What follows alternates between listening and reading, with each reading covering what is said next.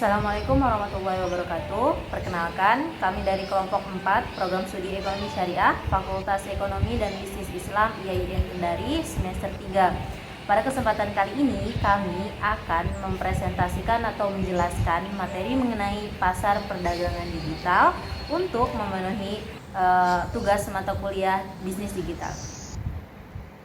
Sebelum itu, izinkan kami terlebih dahulu untuk memperkenalkan diri kami masing-masing. Dimulai dari saya, perkenalkan, nama saya Eva Yulianti dengan NIM 2021 0501 137. Perkenalkan, nama saya Alfarizi dengan NIM 2021 0501 01112. Perkenalkan, nama saya Mirnayanti dengan NIM 2021 0501 070.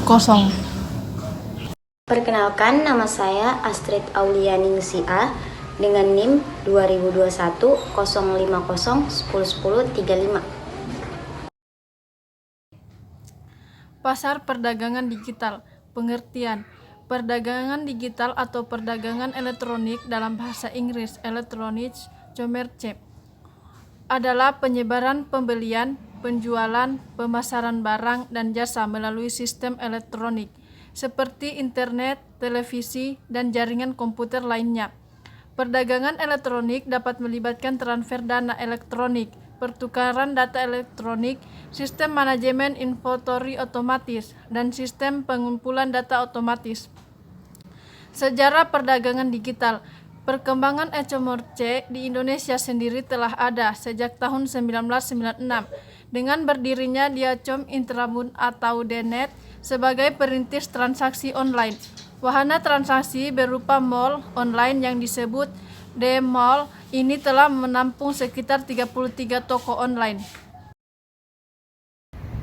Oke, baik. Selanjutnya saya akan membahas mengenai jenis perdagangan digital atau e-commerce. Yang pertama ada B2B.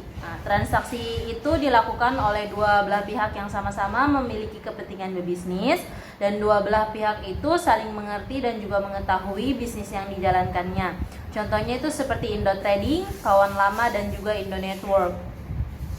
Selanjutnya yang kedua adalah business to consumer atau B2C. Dilakukan oleh pelaku bisnis dan konsumen. Transaksi e-commerce itu terjadi layaknya jual beli biasa, contohnya seperti Bineka dan Berry Benka. Selanjutnya yang ketiga adalah consumer to consumer atau C2C. Adalah jenis e-commerce yang meliputi semua transaksi elektronik, barang atau jasa antar konsumen yang umumnya dilakukan oleh pihak ketiga dalam platform online untuk melakukan transaksi tersebut. Contohnya seperti Tokopedia, Shopee, Bukalapak, Lazada, dan lain sebagainya. Selanjutnya yang keempat ada consumer to business atau C2B. Transaksi tersebut dilakukan dari konsumen kepada perusahaan. Contohnya itu seperti freelancer.com, kemudian Apotik, dan juga iStock. Selanjutnya, yang kelima ada business to administration atau B2A. Di dalamnya mencakup semua jenis transaksi yang dilakukan kepada lembaga pemerintahan. Contohnya itu seperti pajak.go.id, Allianz, dan BPJS Online. Selanjutnya, yang keenam ada consumer to administration atau C2A. Di dalamnya itu dia mencakup semua transaksi elektronik yang dilakukan individu dan juga administrasi publik. Contohnya seperti pendidikan, jam sostek, pajak DJP, dan juga kesehatan. Yang terakhir ada online to offline atau O2O. Itu adalah jenis e-commerce yang menarik pelanggan dari saluran online atau offline. Produsen akan melakukan promosi melalui jaringan online yang kemudian diteruskan melalui pembelian secara offline. Contohnya seperti Gojek, kemudian Grab, dan Airbnb.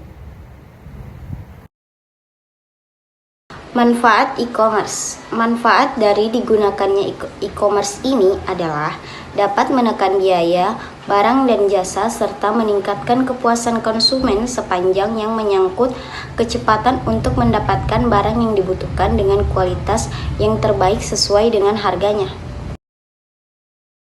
Manfaat lain, e-commerce sangat membantu untuk memasarkan produk yang dimiliki, sehingga pasar yang dituju bisa menjadi lebih luas. Dalam artian, e-commerce adalah media bertemunya pedagang atau produsen dengan pembeli secara langsung. Jadi, praktik calo yang selama ini terjadi dapat diminimalisir.